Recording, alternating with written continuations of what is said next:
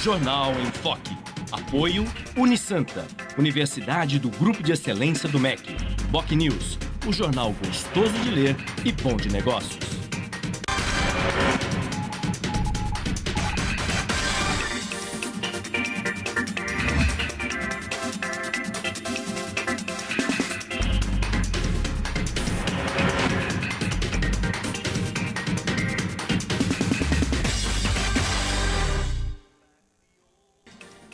Olá, bom dia. Começa agora pela Santa Cecília TV, ao vivo, uma nova edição do Jornal em Foque. E nesta quinta-feira, 23 de abril, nós estamos recebendo com muito prazer o advogado Sérgio Pardal Freudenthal, que é especialista em Direito Previdenciário e professor universitário. Também participa do programa como comentarista o colega jornalista Juan Reol, que é o editor-chefe do Santa Portal. Vamos agora às manchetes de hoje, de jornais e sites, com a colega jornalista Cris Chalub. Bom dia, Cris. Bom dia, Chico. Bom dia a todos. Na Folha de São Paulo de hoje, Petrobras registra prejuízo de 22 bilhões de reais. Corrupção tira 6 bilhões de reais.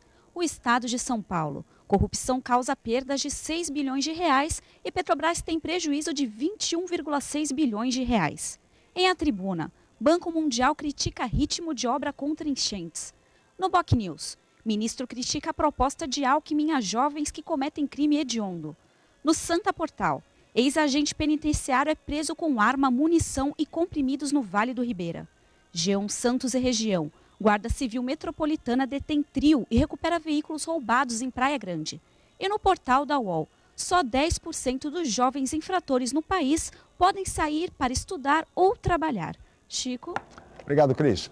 Muito bem, e a Câmara Federal aprovou ontem, em votação apertada, o projeto de terceirização de mão de obra para todas as atividades.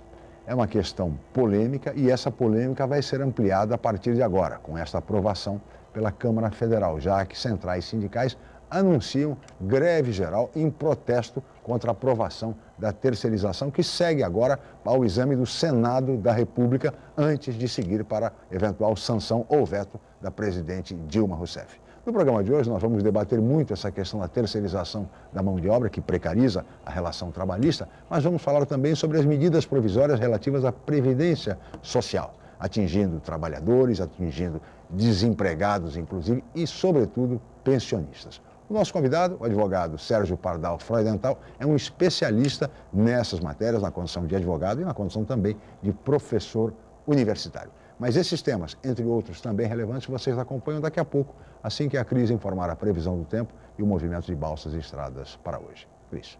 A previsão para hoje é de sol com muitas nuvens durante o dia, mas segundo o Climatempo pode chover a qualquer hora. A temperatura varia entre 20 e 25 graus. Estradas. O sistema Anchieta Imigrantes está em operação normal 5x5, mas o tráfego é lento no sentido São Paulo. Já as rodovias Cônego Domênico Rangoni e Padre Manuel da Nóbrega apresentam tráfego normal em ambos os sentidos. Balsas. 8 embarcações operam na travessia Santos-Guarujá, com espera de 10 minutos em Santos e 25 minutos no Guarujá. Guarujá-Bertioga opera com uma embarcação em 20 minutos de demora.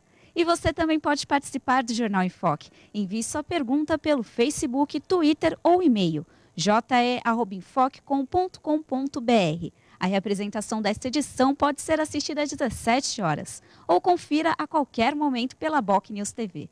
Chico? Obrigado, Cris. Vamos agora para um rápido intervalo e voltaremos em seguida para entrevistar o advogado Sérgio Pardal Freudenthal. Voltamos lá.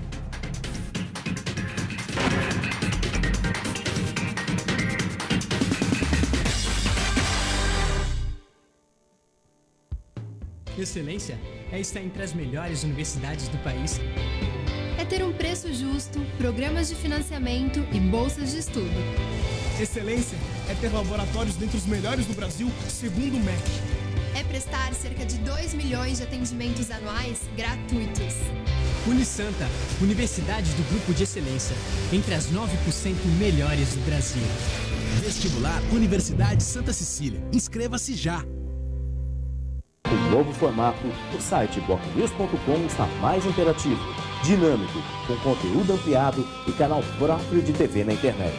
São mais notícias com credibilidade para curtir e compartilhar, em qualquer hora e lugar, seja pelo computador, tablet ou celular. Inclua o BocNews.com na lista dos seus favoritos e tenha ao seu lado a informação indispensável para o dia a dia. Jornal BocNews e BocNews.com. Experiência e inovação para bem informar. O Brasil de Todas as Telas é o maior programa de financiamento ao audiovisual da história do país. Oferece uma linha inédita de investimento para a produção de conteúdos destinados às TVs públicas, no valor de 12 milhões de reais por região, totalizando 60 milhões. Serão produzidas 260 horas de programação em séries de ficção, documentário e animação para os públicos infantil, jovem e adulto. Se você é produtor independente, inscreva-se até 27 de abril. Saiba mais no site do FSA, Ancine e Governo Federal.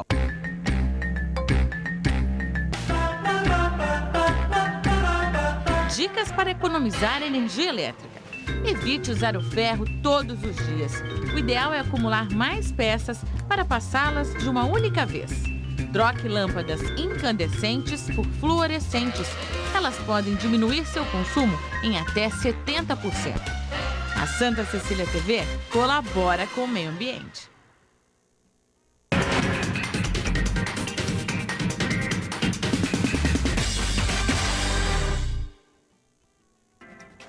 Muito bem, estamos de volta com o Jornal em Foque desta quinta-feira, 23 de abril. Nós estamos ao vivo e recebendo com muito prazer o advogado especialista em direito previdenciário Sérgio Pardal Freudenthal e o colega jornalista Juan Reol, que é o editor-chefe do Santa Portal. E nós vamos começar essa entrevista falando, evidentemente, a respeito da aprovação ontem pela Câmara Federal do projeto de terceirização, um projeto que já tramita na casa há mais de 10 anos, de autoria do ex-deputado Sandro Mabel, em 2004, e que agora está sendo votada pela Câmara Federal. E a terceirização avança e a Câmara impôs uma nova derrota ao governo da presidente Dilma Rousseff. Parece que a articulação do vice-presidente da República, Michel Temer, não está funcionando muito por enquanto. Pelo menos é o que se vê mais essa derrota do governo, embora a votação tenha sido apertada ontem com relação à terceirização. Diante dessa votação, professor Sérgio Pardal Freudenthal, o senhor que é um especialista na matéria, como ficam as relações trabalhistas a partir de agora? Bom dia, obrigado pela presença.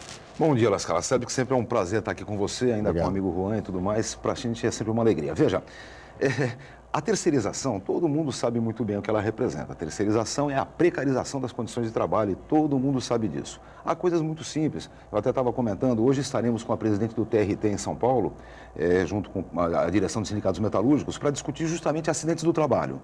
E aí eu desafio qualquer um a pegar os últimos 20 anos de acidentes do trabalho e fazer uma pequena comparação, se acontece mais com terceirizados ou se acontece mais com os empregados da companhia. Então, não tem muito o que discutir, a coisa é bem simples. Agora, há problemas quando você fala, por exemplo, na questão governamental. Não dá, Lascala, para esperar, por exemplo, que o Temer fosse se manifestar contrariamente à terceirização e bater em cima disso. Veja, se a presidenta Dilma assim fizesse, tudo bem. Mas ela abdicou da negociação política. Não tanto, Lascala. Veja, ela abdicou da negociação política naquilo que efetivamente o governo fala enquanto governo. Na questão da terceirização, o governo não fala como governo. Os setores petistas falam de um jeito, os setores PMDBistas de outro, o patronato de outro. E o Congresso patronal. Ou congressinho danado, hein? Conseguiu ser pior que o passado. Ninguém esperava isso. Consegue ser pior do que o passado. Sim. Então, a problemática é essa que está colocada ali. Então, não dava para esperar do Temer, por exemplo, uma grande pressão contra esse processo de terceirização. Agora, o grande problema do ponto de vista jurídico é o mesmo que afeta as medidas provisórias, por exemplo. Entendam, não há juridicidade em fazer a lei de acordo com o erro. Não é assim, a lei se faz para as exceções. Não é isso. Claro. A lei se faz para ter regras. O que extrapola a lei é ilegal. Acabou. Essa é a grande discussão. E isso passa também pela questão da terceirização.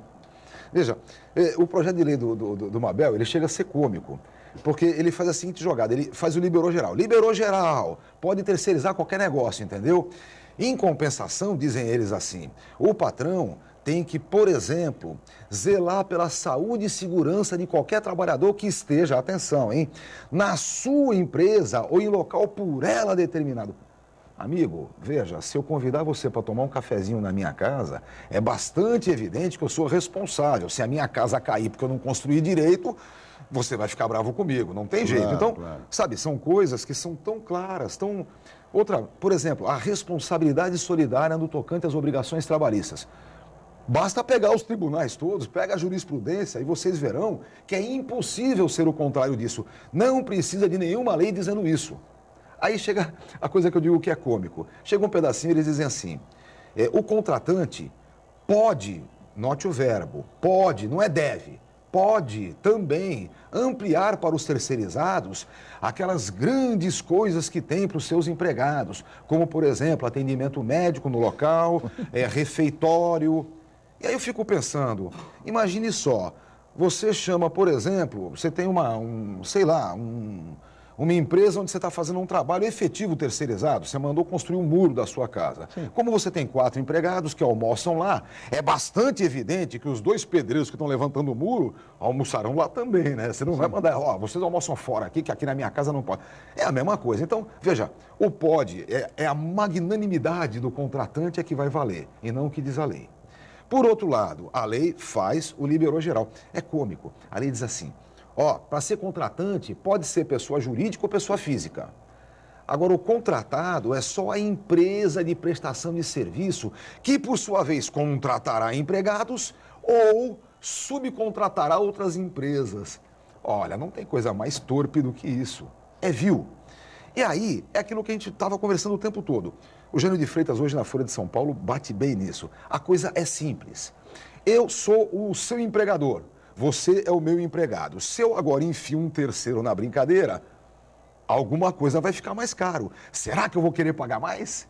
Eu acho que não, né? Eu acho que eu, patrão, não quererei pagar mais. Logo, o outro lado tem que sofrer. A participação do terceiro sai do empregado, é evidente. Sim, e mais. É o que o professor ainda tem que reduzir Sérgio diz, o débito final. Claro, a precarização. Essa é a precarização. Juan Real, bom dia. Obrigado pela presença, Juan. Bom dia, professor Chico. Bom dia, Sérgio Pardal. Bom dia, Cris e um amigo de Santa Cecília. E essa lei, Sérgio, ela também abre precedentes para quarteirização e quinteirização, que aí prejudica ainda mais a situação do trabalhador, né? Porque você está colocando uma empresa que contrata uma empresa que contrata um profissional. Mas a curiosidade, e tem se discutido muito na Câmara e muitas alterações sofreram. E a gente vê que setores eles estão se defendendo, não por unanimidade, mas a gente vê que o servidor público conquistou algumas alterações na lei, aí os profissionais de outras áreas, de outros sindicatos.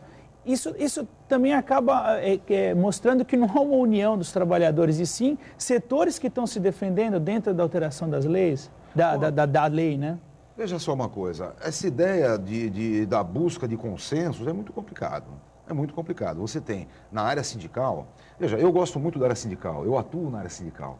Eu hoje advogo em 10 sindicatos aqui na região. E o mais contente ainda que eu fico é que eu tenho 2 cultistas, um Força Sindical, um UGT e 2 da Intersindical. Então, eu não tenho problema com as centrais sindicais, me dou muito bem com todas elas. Agora, daí a você querer consenso, é a mesma coisa. Tem a tal da Fórmula 95, que não acaba com o fator previdenciário, mas pelo menos isenta da sua aplicação quem atingir a tal da somatória. Nós já conversamos isso aqui até, né? Mas não passou ainda. Não passou. Por que isso não é aprovado com urgência? Eu conversei com meu amigo Carlos Zaratini, que é um grande líder governista, falei, Zaratini, é preciso de qualquer jeito aprovar isso de afogadilho, rápido, porque isso é bom para todo mundo, isso é bom até para o próprio INSS. Isso efetivamente pode adiar a aposentadoria. E não é essa farsa que é o fator previdenciário. Ele disse para mim, não, nós estamos esperando o consenso das centrais sindicais. Aí eu ri, né? Falei, não, Zaratini, não existe. Isso não existe. Consenso das centrais sindicais não existe. Aonde eu puder acumular mais lideranças, melhor para mim, melhor para quem está propondo. Agora, veja, é algo bastante simples. O fator previdenciário muda todo ano. Logo, eu não posso confiar que eu tenho coisa melhor depois, que eu não sei o que vai acontecer. Agora, se eu tenho a isenção da sua aplicação, quando eu completo a somatória, idade com tempo de contribuição, 95 para os meninos, 85 para as meninas, aí sim, eu tenho uma conjectura, eu tenho uma projeção efetiva, eu tenho uma programação de vida. Então, sabe, é o menos pior, mas muito melhor do que essa porcaria do fator previdenciário que está aí. Agora, só para aproveitar essa questão da Fórmula 85-95, aquelas pessoas que se aposentaram, quer dizer, mesmo não tendo a fórmula, mas dentro dos limites, das regras da fórmula, então, digamos, o cidadão que se aposentou com 60 anos de idade, 35 de trabalho, atingindo, portanto, os 95, se essa fórmula vier a ser adotada algum dia, substituindo o fator previdenciário, esse aposentado teria direito a uma nova aposentadoria sem o desconto do fator previdenciário? Lascala, aí vai depender do legislador. Se o legislador for muito amigo dos advogados, ele não colocará isso na lei, entendeu? Se ele não for tão amigo assim dos advogados, ele põe na lei e manda Não é nem ser retroativo, é passar a valer igual para todos a partir da sua vigência. É a tal da isonomia, igualdade para os iguais. Ou seja, se o sujeito que faz o projeto de lei entende, diz assim, ó, quem aposentou nestas condições para o passado, de hoje em diante, terá a retirada da inscrição, a retirada do fator previdenciário do cálculo. Claro. Se ele fizer assim, ele não é amigo dos advogados. Exato. Porque se ele não fizer assim, vai ser uma pancadaria de desaposentações. Mas aí os advogados entrariam com ações de todo lado. Aí seria... É o mar das nadadas, né? Claro, é evidente que a melhor coisa de entrar com ações é ganhá-las, não é? Agora, tem que fazer, não tem que... Mas você entende que a tese é justa? Quer dizer, do ponto de vista jurídico, essa tese... Claro, as condições são muito claras. Veja, a ideia em si é uma isenção da aplicação do redutor fazendo essa somatória. Notem o seguinte, eu não posso colocar essa somatória como exigência para a concessão do benefício. Não, senhor. Para fazer isso tinha que ser emenda constitucional, ninguém vai arriscar. Então, o que eles fazem? Colocam na lei que, se atingir esse valor, eu isento da aplicabilidade do redutor, que é o fator previdenciário. Aí é lógico que tem que resolver o assunto de quem se aposentou nesse período. Se ele se aposentou nesse período sem completar a somatória, não adianta reclamar. Não adianta, mas completando, teria todo o direito. Teria o direito de uma revisão a partir da vigência. Sem dúvida, fica aí, portanto, a dica àqueles que se aposentaram dentro dessa fórmula, que algum dia será adotada pela Previdência. Mas eu queria só aproveitar também a pergunta que o Juan fez, muito interessante, a respeito, professor, da questão de algumas categorias, como os servidores, por exemplo, que há uma emenda, no caso das terceirizações, que elas não atingiriam as empresas públicas, como, por exemplo, a Petrobras, o Banco do Brasil, enfim. Olha, se você disser que a Petrobras não teve terceirizações nesses últimos 20 anos, eu vou dizer que você não viu a realidade. Porque, efetivamente, as terceirizações estão acontecendo. Antigamente tinha aquela brincadeira, né? O terceirizado era a construção civil. Tá certo? O não terceirizado é petroleiro, na COSIP é COSIPAN, é metal. Segurança de banco. Agora, você vê, a questão da segurança de banco já é um demonstrativo bem claro. Quais são os problemas da terceirização? Primeiro, que fica mais caro ou alguém sai perdendo. Em segundo lugar, que há uma delimitação inversa da ideia. Veja, tudo bem, a vigilância bancária não é uma atividade que se possa dizer bancária. Mas o Big do Sindicato Bancário sempre me pergunta, ele diz, olha, imagina você como se sente o bancário quando ele sabe que o seu segurança armado não participa da categoria e, portanto, não tem o direito aos avanços que possam ter uma boa greve. Fazemos uma boa greve de 40 dias, temos 15% de aumento real, o vigia não vai gostar muito. Então, sabe, evidentemente, as coisas são, infelizmente, de um certo ponto de vista mais simples e de outro ponto de vista mais complexas. Ainda em cima da questão da terceirização, se você segue certos setores mais ligados aos trabalhadores, você vê que tem bastante gente preocupada com o que se diz até a morte, o fim da CLT. Mas eu percebo que tem muita gente ainda, Sérgio, que não está muito preocupada com essa situação. Porque quem defende, como a gente até vê, ex-candidatos ao governo do Estado, defendendo efetivamente a lei da terceirização, ele defende que vão surgir 12 milhões de empregos e que esses empregos serão na CLT. E aí eu percebo que aqueles que menos se envolvem, que menos estão preocupados em se interessar por esse assunto, eles acabam relaxando porque eles pensam, vai continuar com o CLT, então eu acho que é exagero desses sindicatos, é exagero de quem tá protestando. Explica para a gente bem o que essa lei vai prejudicar nessa questão para que ela receba a alcunha de o fim da CLT, a morte da CLT. Olha, para nós o principal é simplificar mesmo o entendimento do que acontece. Veja, a lei, aquilo que eu disse, a lei admite pessoa física e pessoa jurídica como contratante. Mas o contratado é sempre pessoa jurídica, é empresa prestadora de serviço. Gato. Essa é a verdade, o verdadeiro fato é esse, é gato. E aí o que acontece? O empregado do gato é regido pela CLT? Até é, evidentemente que até é. Acontece que faz o diferencial. Não adianta fazer invenções, por exemplo, sobre aquilo que já está consolidado na jurisprudência e continuar nos podes com relação ao que não está devidamente garantido na jurisprudência. O problema básico é o seguinte: não se confunda, por exemplo, um prestador de serviço, por exemplo, advogado da área sindical. Eu já fui empregado dos sindicatos. Num certo tempo, há 20 anos atrás, fomos todos terceirizados. Mas veja, eu sou efetivamente um prestador de serviço. Eu sou um advogado, tenho a minha formação especializada. Então, eu sou um prestador de serviço. Se eu hoje montei uma pessoa jurídica, foi porque para mim, pessoalmente, interessou. Hoje eu tenho o Pardal Advogados Associados, porque me interessou assim. Então, para mim é fácil. Agora, no dia que você pegar o torneiro mecânico que atua no seu torno e exigir que ele constitua sua pessoa jurídica, é a morte. Isso é a morte da CLT. Ah, a CLT é uma porcaria, é vinculada à Carta de Lavoro, fascista e o diabo. Olha, se a estrutura sindical brasileira tem um relanço, um rancinho fascista, é outra história, porque para modificá-la é o campo democrático que queremos. Não é a terceirização como aconteceu. Então, uma coisa simples. Alguém saiu defendendo, por exemplo, o caso dos plantadores. Não, os plantadores precisam de uma colheteira. Então, a colheteira, através de uma empresa... Olha, pessoal, na área do campo, o que existe há muito tempo, consolidado antes das leis assim o fazerem, e as leis fizeram depois, chamam-se cooperativas. Cooperativa, e não essas sacanagens que são gatos fingindo que são cooperativas. Mas cooperativa é a melhor forma de economia para os pequenos. Então, os pequenos daquela região, através de uma cooperativa, montam a sua colheiteira, fazem o seu trabalho de colheita. E não essa maluquice de achar que a terceirização é que resolveria. Não resolveria, pelo contrário. A terceirização, na verdade, ela é um dos maiores engodos possíveis.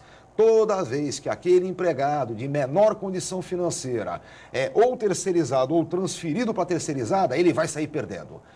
Não tem como não acontecer. Porque, de um lado, professor, nós temos a terceirização, agora praticamente quase que regulamentada, dependendo apenas do Senado da República, né, com aprovação pela Câmara Federal.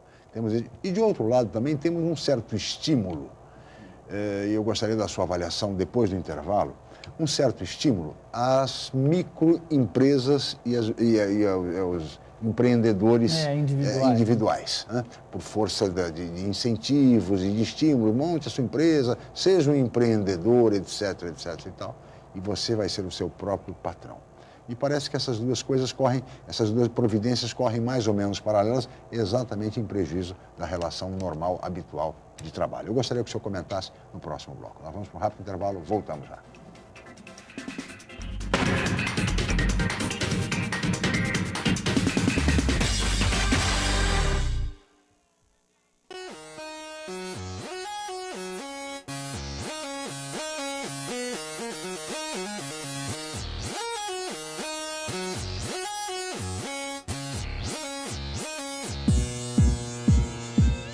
Encontre o melhor caminho para a carreira profissional. Venha para a 27ª Feira de Profissões da Unisanta e assista gratuitamente a palestras e oficinas para esclarecer suas dúvidas com os professores e os alunos de todos os cursos da Universidade Santa Cecília. Apresentações de dança e visitas aos estandes interativos, laboratórios, clínicas e outros ambientes. Dia 29 de abril, das 9 às 13 horas e das 19 às 21h30. Na Universidade Santa Cecília. Entrada franca com sorteio de brindes. Feira de Profissões Unisanta.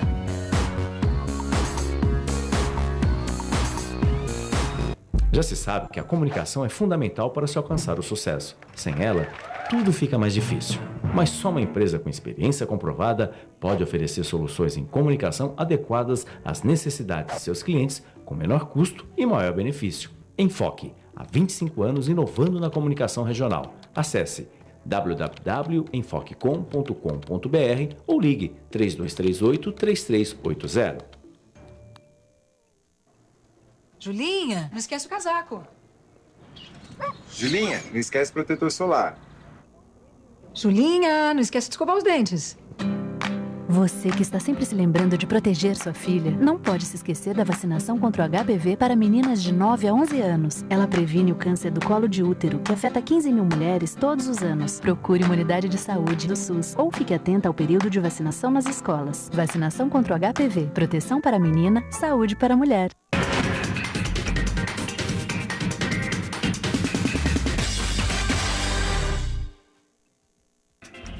Muito bem, estamos de volta com o Jornal em Foque desta quinta-feira, 23 de abril. Estamos ao vivo e recebendo com muito prazer o professor Sérgio Pardal Freudenthal, que é advogado especializado em direito previdenciário, e o colega jornalista Juan Reol, que é o editor-chefe do Santa Portal. E nós falamos no bloco anterior bastante sobre terceirização. Eu gostaria de continuar nesse tema, professor Pardal, porque o patronato alega muito, e o setor empresarial alega que paga muitos tributos, enfim, e que uma contratação usual pela CLT custaria muito mais caro. E muitas vezes diz para o trabalhador que, olha, eu até contrato, mas desde que você tenha uma empresa, uma microempresa, pessoa jurídica, e vai por aí. Por outro lado, também há um estímulo, inclusive governamental, para o empreendedorismo. Cada vez mais, principalmente para os jovens. Olha, empreenda, constitua a sua empresa, seja criativo, etc, etc e tal. Ou seja, há uma tendência clara da relação tradicional de trabalho, de fato, se acabar. Olha, eu não digo que ela se acabaria em si, porque o lucro continua sendo a partir do emprego. Agora, veja como as relações são complexas, né? Essa lei, por exemplo, não determina a pessoa física contratada enquanto prestador de serviço. Porque, evidentemente, a pessoa física contratada como prestador de serviço consegue, grandes vezes, o vínculo empregatício através da reclamação trabalhista. Porque a coisa é simples, não é? Veja, uma coisa é o sujeito ou de nível superior ou especializado e tal, que pode ser pessoalmente, fisicamente, ele, pessoa física, um prestador de serviço. Claro. Mas não é o torneiro mecânico que trabalha no turno da empresa. Então, essa é a primeira complexidade que acontece. Agora, na relação final, evidentemente, para o patronato, o que importa é o lucro. O empreendedorismo não tem nada de ruim, não. O empreendedorismo é bastante satisfatório, é bastante interessante. Mas não dá para achar que é ele que vai determinar e nortear o mercado de trabalho. Não é. Pois é. O que norteia o mercado de trabalho são os grandes. E veja, não pensem vocês que pelo empreendedorismo nós estamos sufocando os grandes. Pelo contrário, nós estamos dando, na verdade, carne suficiente para ser sufocada. Porque é isso que acontece. Agora, claro, nada contra o empreendedorismo. O que eu sou contra mesmo é o disfarce. É a relação de trabalho disfarçada. Por exemplo, as dificuldades em relação a acidentes do trabalho. A segurança do trabalho, claro. O que é que está acontecendo, a precarização das condições de trabalho. Isso é o ponto principal e que vai acontecer. Veja, na área pública a coisa é um pouco mais complicada. Por quê? Porque o servidor público é um concursado. Veja, ele é mais complicado até, porque imagine só, em 88, na Constituição Cidadã, nós fizemos a maior questão de inventar o tal do regime jurídico único. Sim. Porque antes a ditadura brincava, né? Tinha estatutário seletista, extranumerário, amigo do rei, era a categoria também. Então, para acabar com essa brincadeira, veio o tal do regime jurídico único. De repente me aparece uma emenda 19, a que antecede a emenda 20, 98. Mas veja, me permite, mas que garantiu, esse regime jurídico, garantiu estabilidade a diversos servidores que não eram concursados. Inclusive. Mas ali era um problema de como você sai do regime de arbítrio. Nós tivemos em Santos milhares de trabalhadores que obtiveram a estabilidade. É verdade, cara. E sem que tenham prestado concurso. É verdade, mas veja uma coisa, não é só em Santos, não. Não, no Brasil todo. No Brasil todo. O problema é, quando a ditadura resolveu instituir-se, ela fez a brincadeira com o serviço público como ela quis. Pega professores. Professor aposentava, que o equivalente hoje é a 15, 18 mil. Isso era um professor de Estado aposentado. Para poder inventar aquele quarto período, lembra? Quando fizeram 4 períodos. Para inventar o quarto período, eles contrataram a Bangu, contrataram sem concurso, brincaram de contratar. Em alguns lugares inventaram, por exemplo, o DIMOI da Prodesan e outras coisas mais para fazer contratos. Então, quando você rompe com o arbítrio e vai para um novo caminho, você tem que resolver os problemas. A resolução que se apresentou naquele momento era: legaliza o que está aí, vamos daqui para frente. E veja, deu muito trabalho? Deu muito trabalho. Pô, foram gerações de serviço público com problemas disso. Mas muito pior está hoje quando a ideia do neoliberalismo é reduzir o serviço público e, para tanto, começa a fazer as brincadeiras entre o que é cargo de confiança e o que não é. As organizações sociais. Estava pensando nelas, né? O caso das OS, é típico, né? Até a gente citou a Petrobras e os escândalos que são de terceirização, né? E uma coisa que surge também da terceirização do profissional é até onde que vai se encaixar a corrupção nisso, porque se a gente está vendo nas grandes empresas a questão da corrupção latente por serviço de terceirização, que a empresa pega um serviço estatal e aí libera uma verba por esse lado para conseguir aquele serviço, depois libera na frente, o empregado vai se tornar um produto disso também, porque aí a empresa que vai oferecer os serviços de empregados, ela também vai poder, por exemplo, em vez de pagar R$2.000 para um cidadão, ela vai pagar 1.000 para o cidadão e os outros 1.000 para, de repente, conseguir aquele contrato. Essa é uma situação preocupante também, que eu não ouço ninguém falar. 500 para aquele cara que assina o meu contrato com a minha empresa. Ele vai dividir a propina. Que a gente está falando bastante do empregado ser terceirizado, mas também são empresas que vão começar a contratar para fazer serviço terceirizado em todas as áreas. Você pega o exemplo, Juan, aqui em Santos mesmo, no Hospital dos Estivadores. O secretário de Saúde, Marcos Calvo, aqui no programa recentemente, falou assim, olha, a questão da reforma, há recursos para isso, a reforma está andando, muito que bem. O hospital pronto e na sua plenitude, com 220 e tantos leitos, que é a plenitude do Hospital dos Estivadores, vai exigir, professor Pardal, a contratação mais ou menos de 1.200 a 1.300 funcionários. Sim. Ou seja, é metade do atual quadro da Secretaria de Saúde. Agora, como é que a Prefeitura vai contratar 1.200, 1.300 novos funcionários do setor de saúde? Se um concurso seria impossível, até por conta do tempo que exigiria, etc. e tal. E além do que tem a lei de responsabilidade fiscal, ao limite prudencial. Obviamente, isso será bancado por uma organização social. E a Prefeitura vai, evidentemente, pagar um bom dinheiro a respeito disso. E assim... Chico, veja uma coisa. Por que será que o servidor público tem estabilidade? Para virar vagabundo, para não fazer nada? Não é bem assim. Não. O servidor tem estabilidade, porque se não tivesse, cada prefeito que entrasse há 4 anos mandava todo mundo embora para botar os seus cupincha. E aí é qualquer um. Qualquer um faria isso. Então, o que está acontecendo? É preciso garantir a estabilidade do servidor público para que efetivamente o serviço público ande. O que está acontecendo é que no mundo todo o neoliberalismo quer bater no serviço público. Acha que o serviço público tem que ser arrebentado com rapidez. E aí o retorno é isso. Por exemplo, as privatizações, as terceirizações que acontecem através da OS. Eu acho que nós vamos ter problemas muito graves. É aquela história, Lascala, você contrata uma empresa que prestará serviço à sua secretaria. E quando o secretário sair, outra empresa está...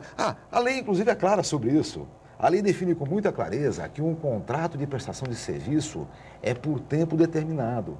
Diz aqui, tem que ser o contrato renovado, tem que dizer qual é a atividade que você vai fazer e não pode sair dela. Pode ser qualquer atividade, viu? Atividade fim, meio ou qualquer coisa. Agora, você tem que dizer qual é a atividade que você vai fazer, para não ter atividades diferenciadas depois, e você tem um período de contrato.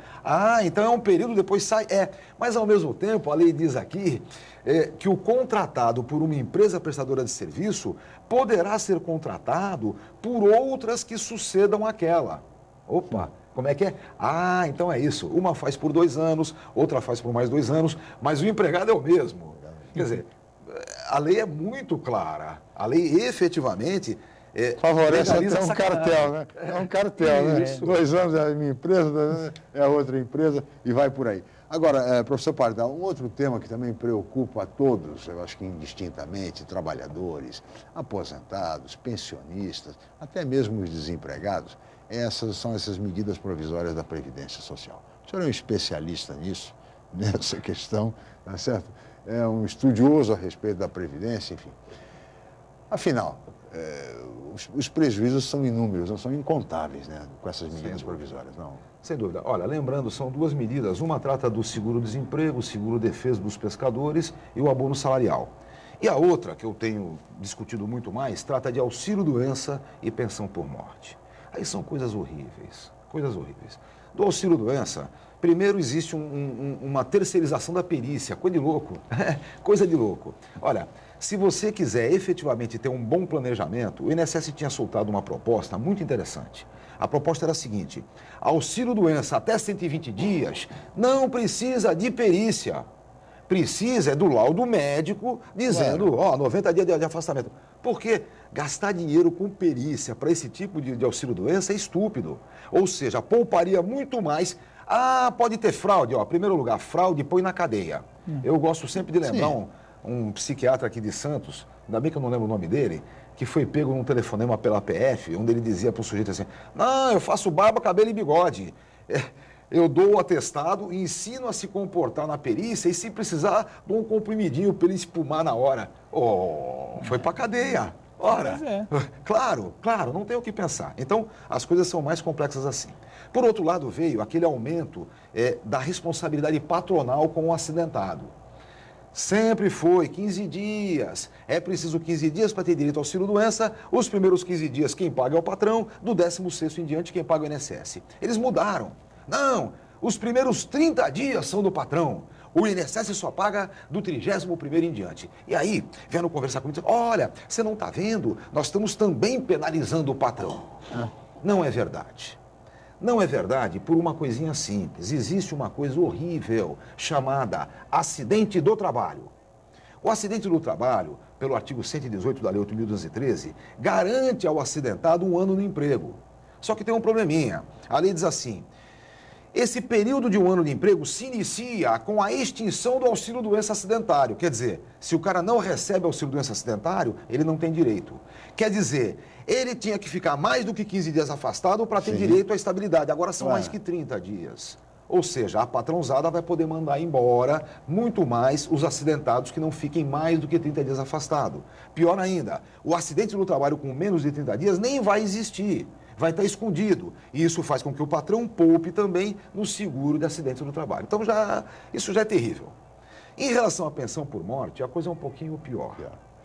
A pensão por morte, ela passou por algumas agruras bem interessantes. Até 91, a pensão pagava 50% mais 10% para cada dependente. Ou seja, viúva sozinha, 60% para ela, não se fala mais nisso. Claro que é uma loucura, não é? A vida não é assim. Veja, o aluguel é o mesmo, a luz é a mesma. A comida tudo bem, diminui um pouquinho porque tem uma boca a menos. Mas o resto não. O legislador, em 91, pensou bem e disse, a saída correta é no mínimo 80%. Claro. O legislador se equivocou um pouquinho na hora, eu sei que isso é verdade. E disse 80% mais 10% para cada dependente. E aí a viúva sozinha ficou com 90%. Mas tudo bem, ficou. Quando chegou em 95... o governo de então queria acabar com o seguro específico de acidente do trabalho. Então, para acabar com isso, equiparou a pensão acidentária. A pensão por acidente do trabalho sempre pagou 100%. Agora, a pensão comum passou a pagar também 100%, independentemente do número de dependentes. Agora me vêm os malucos e apresentam um projeto do retrocesso do retrocesso. Eles querem retroceder para 50% mais 10% para cada dependente. Espera aí, pessoal, em 91 o legislador já viu que isso é estúpido. Tudo bem, não pode ser 100% a pensão? Tá bom, vamos discutir. 100% para acidente do trabalho e o resto, por exemplo, tem um projeto bom, uma emenda boa que está rodando, que é a seguinte, 75% mais 5% para cada dependente. Então, só a viúva, 80%, tem um filho, 85%. Veja, Lascala, é possível, entende? Sim. Eu pegar e reduzir 15% da renda mensal, é possível. Agora, 40% não, né? Agora, essa é a primeira coisa. Sim. Tem coisa pior. A pensão por morte, como tudo aquilo que decorre de fortuidade, a morte não é previsível, a não ser um suicídiozinho ou outro que aconteça. Mas a morte em si não é previsível. Então, a morte, o acidente, sempre deram direito a benefícios sem precisar ter período de carência. Claro. Agora eles querem inventar 2 tipos de carência. A carência contributiva, 24 meses, e a carência casamenteira. Tem que ter 24 meses de casamento para ter direito à pensão. Aí não dá. Aí é para lá de inconstitucional. É absurdo, quer dizer, casou, faleceu o cônjuge um ano depois num acidente, qualquer não tem. É casamento de segunda, Chico. Pelo amor de Deus. Aí é casamento de segunda classe. Por causa de um caso, prejudica 100, né? Para ser casamento de primeira classe, eles dizem que tem que ter... Não pode. Ó, casamento de primeira e segunda classe é inconstitucional, é ilegal, é contra o Código Civil, é imoral, é estúpido, é qualquer outra coisa. Agora, por que, professor, a viúva com 44 anos de idade, ela tem a pensão vitalícia e com 43 só recebe a pensão por 15 anos? Eu gostaria que o senhor respondesse no próximo bloco. Vamos para um rápido intervalo, voltamos já.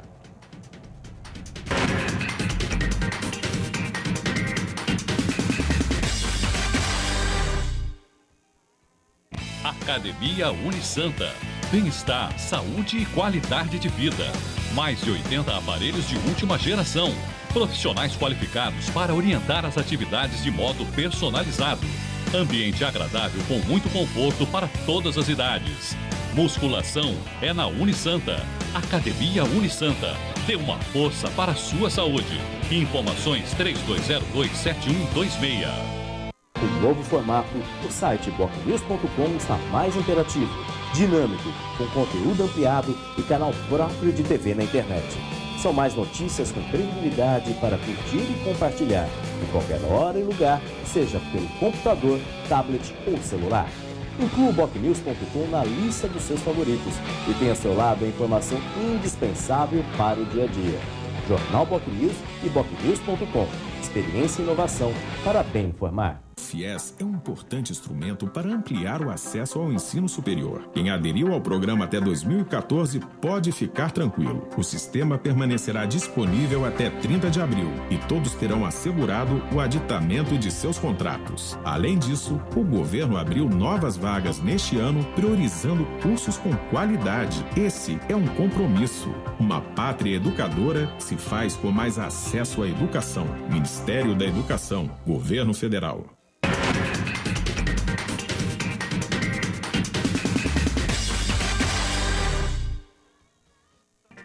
Muito bem, estamos de volta com o Jornal em Foque desta quinta-feira, 23 de abril. Estamos ao vivo e recebendo com muito prazer o professor Sérgio Pardal Freudenthal, advogado, especialista em direito previdenciário, e o colega jornalista Juan Reol, editor-chefe do Santa Portal. Eu gostaria que o senhor respondesse agora, professor Sérgio, o seguinte: por que nessa medida provisória, quer dizer, uma viúva com 44 anos de idade recebe a pensão vitalícia e com 43 é só por 15 anos? Olha, a tecnocracia reclama muito das viúvas, né? Dizendo que as viúvas é que estão arrombando o sistema previdenciário. Eles disseram mais, disseram que tinha advogado que ia nos hospitais com jovenzinhas para casar com doentes terminais. Eu disse ao sujeito... Coisa de cinema, né? Isso é coisa de cinema. Rapaz, me dê essa lista agora que eu vou denunciar todos. A lista do quê? Foi dos advogados.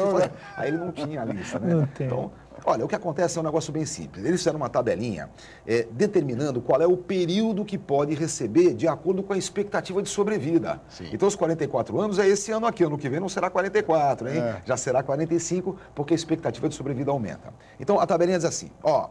Se você tiver uma expectativa de sobrevida de menos de 35 anos, beleza, vitalício.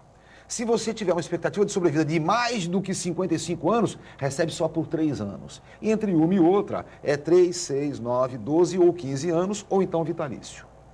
Veja, a grande discussão é não pagar mais uma pensão por uma vida inteira. A menina ficou viúva com 25 anos, recebe a vida inteira. Olha, eu acho que, isso, na verdade, é uma estupidez. Mas acho que isso não vai ser possível retirar da forma como está se discutindo. Então, eu disse aos amigos que haveria uma forma um pouco mais justa. Veja, primeiro, aquela história de não concessão de pensão para quem não tenha 24 meses de casamento ou união estável é incabível, inconstitucional, pode jogar fora. Agora, o que poderia ser feito era mesclar essa tabelinha que eles inventaram com o tempo de casamento. Eu botei no meu blog uma coisa bem interessante. Mariazinha casou-se aos 14 anos de idade, a família deixou, viu? A família não tinha nada contra, porque João, o marido dela, tinha 20 anos, era um petroquímico muito bem posto no seu emprego, tudo bem? Só que ele era machista pra cacete e falou pra ela, você não vai estudar nada e você não vai trabalhar nunca. Ótimo. 25 anos depois, ele aposentou-se na Especial, afinal de contas, petroquímico, aquela coisa toda. e começou a viver, ele e a sua digníssima esposa, com o equivalente a R$4.000. Menos de 5 anos de aposentado, ele não se manteve em razão das condições de trabalho que teve e morreu. Ou seja, a mocinha tinha quase 30 anos de casado e quase 44 de idade. E aí ela vai receber uma pensão que, se for pela regra da MP, é 60%, vai para 2.400, e ela recebe isso por 15 anos só. Quando ela estiver com quase 59, não recebe mais nada. E olha, na briga que eu tive tem que entrar no mercado de trabalho. Né? Na briga que eu tive com o tecnocratazinho, ele falou assim para mim, não, tudo bem, pode ser meio difícil mesmo para a Mariazinha se formar para o mercado de trabalho e efetivamente poder, mas veja, ela pode contribuir nesses 15 anos e aí aos 60 ela se aposenta por idade. Eu falei, sim, que lindo. Mariazinha vivia com R$4.000 com o seu marido. 400? Ficou viúva, passou para 2.400. Durante 15 anos? Aos 59 anos começa a passar fome um pouquinho, que faz bem para todo mundo, e aos 60 recebe o salário mínimo. Mas que vida, não? Que coisa. A proposta que eu fiz foi a seguinte: determine um período, um tempo que você jure pela Virgem Santíssima que está consolidado o casamento. Por exemplo, não vou nem dizer 2 anos. Vamos dizer que em 5 anos eu considere consolidado o casamento, tudo bem? Tá. Então 5 anos para mim é o fator casamenteiro número 1. Eu pego aquela tabelinha e multiplico por 1, é o período que vai receber de pensão. Então, se a moça de 43 anos está casada há menos do que 5 anos, ela vai ganhar menos ainda do que os 15 anos. Então, 5 vale 1, para menos 0, alguma coisa e para mais 1, alguma coisa.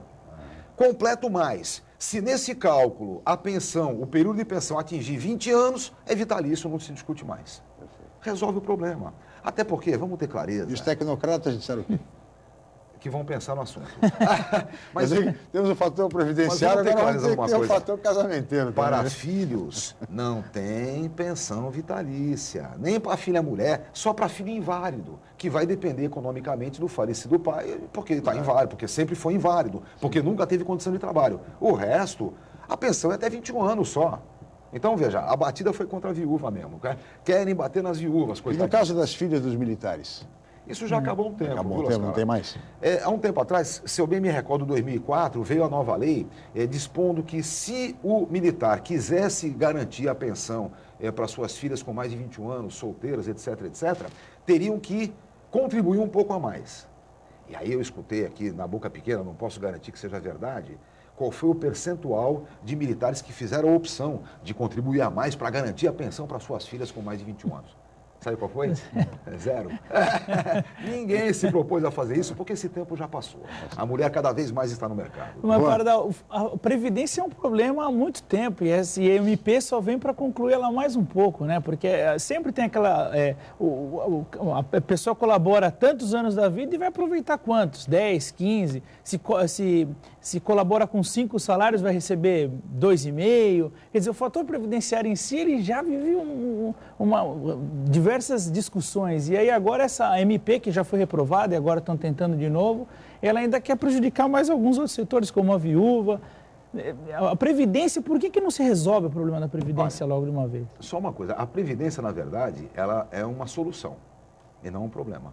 A Previdência em si, a Previdência brasileira, inclusive, ela é muito boa. Ela não é ruim, não. É a mesma coisa a questão do SUS. Veja, o Sistema Único de Saúde brasileiro é referencial no mundo todo em grandes coisas. No Hospital do Câncer, no CRAIDS, é referencial. E o nosso sistema de seguro social também é muito importante. Ele tem, veja, sempre é bom levantar, o seguro social, ele não garante meramente o benefício voluntário por tempo de serviço, idade, não. Ele garante o auxílio doença, a invalidez, a pensão por morte. São os sinistros, é para isso que ele serve. E o nosso é muito importante e muito interessante, até porque ele não é deficitário. Ele torna-se deficitário naquilo que é assistencial. E aí é mentira dizer que é deficitário. Assistencial é assistencial, obrigação do Estado.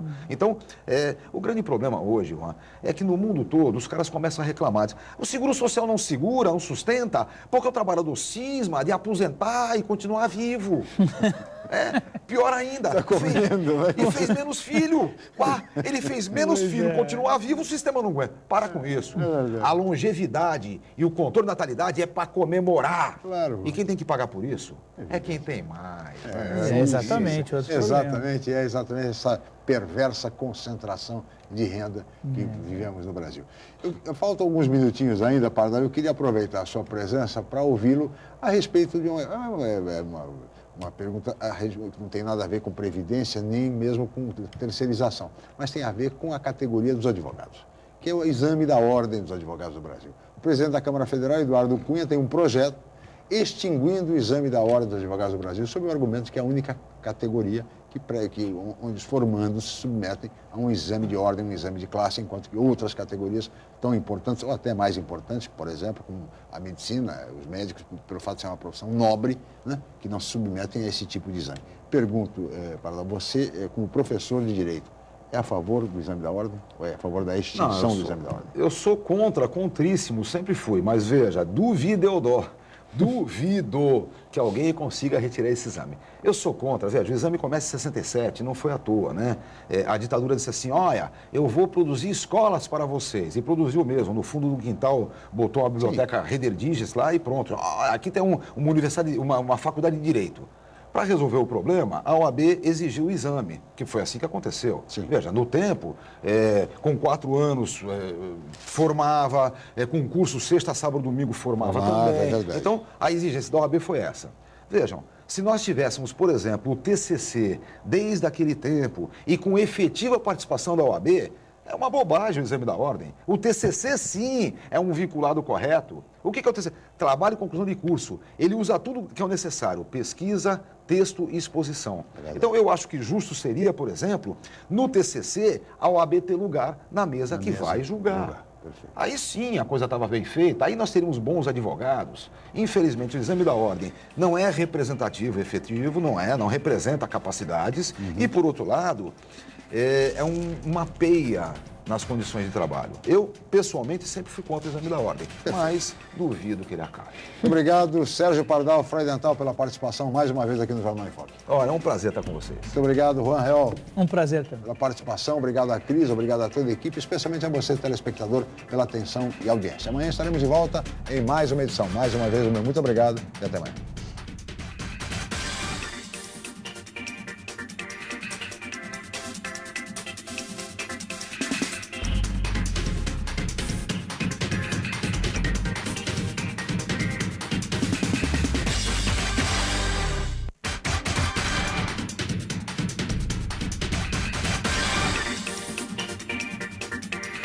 Jornal em Foque. Apoio Unisanta, Universidade do Grupo de Excelência do MEC. BocNews, o jornal gostoso de ler e bom de negócios.